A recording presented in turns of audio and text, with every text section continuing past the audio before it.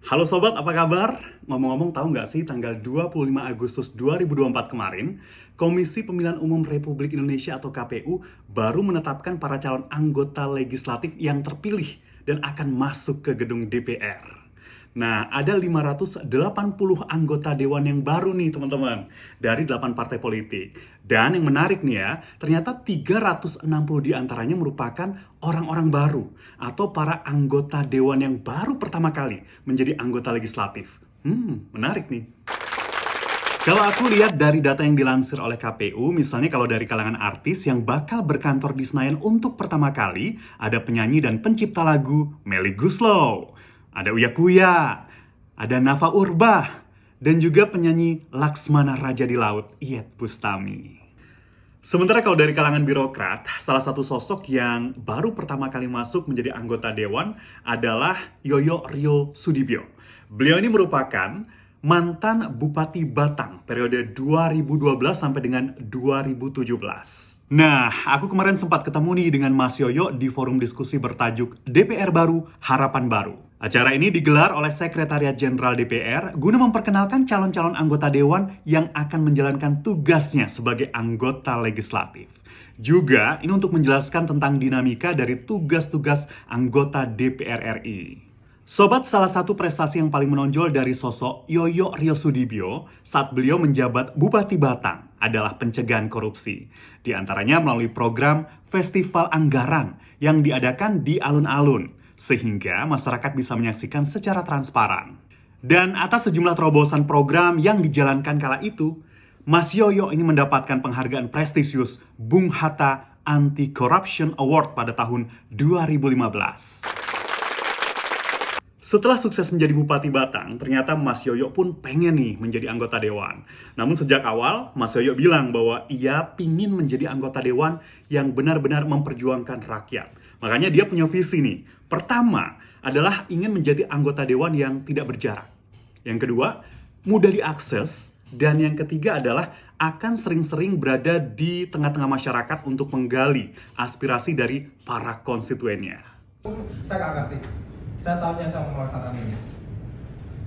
Karena saya dipilih oleh rakyat dari dapil saya. Dan saya harus kembali ke sana untuk bisa memberi manfaat di sana. Sobat, di negara demokrasi seperti Indonesia, keberadaan Dewan Perwakilan Rakyat memang dibutuhkan, tapi di sisi lain juga sangat dibenci. Ini berdasarkan dari survei yang saya lakukan. Di sosial media, ternyata banyak sekali masyarakat Indonesia yang masih merasa kecewa dengan kinerja dari para anggota dewan kita.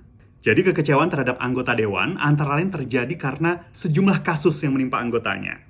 Selain itu, kesan DPR juga hanya berpihak pada kepentingan golongan mereka sendiri, bukan kepentingan rakyat yang mereka wakili. Makanya nggak heran tuh kemarin pada tanggal 22 Agustus terjadi demonstrasi besar-besaran di DPR. Kenapa? Karena DPR dinilai hanya memperjuangkan kepentingannya, nyaris saja mengangkangi putusan Mahkamah Konstitusi. Nah, terkait dengan masih banyaknya masyarakat yang kecewa, saya sempat berbincang dengan Sekjen DPR RI.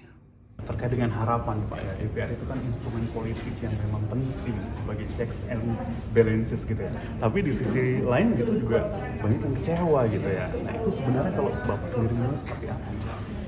Harapan dan kekecewaan itu pasti terjadi lah kan ya. Kalau hari-hari ini kita lihat ada kekecewaan publik, ini kan juga sebenarnya kasuistik gitu ya, melihat satu kasus tertentu saja gitu ya. Tapi apa yang dikerjakan DPR dalam satu periode ini kan juga itu juga harus dilihat.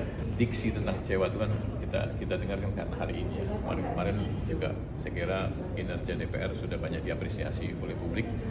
Salah satunya misalnya survei yang dilakukan oleh misalnya Kompas terakhir di Litbang Kompas, saya kira sangat kredibel itu, kenaikan kepuasan publik terhadap DPR itu sebesar 12,1%. Ya. Suatu lonjakan yang cukup besar ya terhadap sebuah survei. Sobat, sejatinya ada tugas-tugas mulia yang diemban oleh Dewan Perwakilan Rakyat Republik Indonesia. Yang pertama adalah tugas atau fungsi legislasi, di mana fungsinya adalah membuat undang-undang. Kemudian yang kedua adalah fungsi budgeting atau anggaran. Dan yang ketiga adalah fungsi pengawasan. Semoga DPR yang baru ini benar-benar harapan baru bagi masyarakat Indonesia dan mau memperjuangkan kepentingan rakyat Indonesia. Kalau sobat, Apakah ada yang ingin disampaikan untuk para anggota Dewan? Atau mungkin punya kritik dan saran? Silahkan tulis di kolom komen. Saya Tomir Stanto, terima kasih dan sampai jumpa.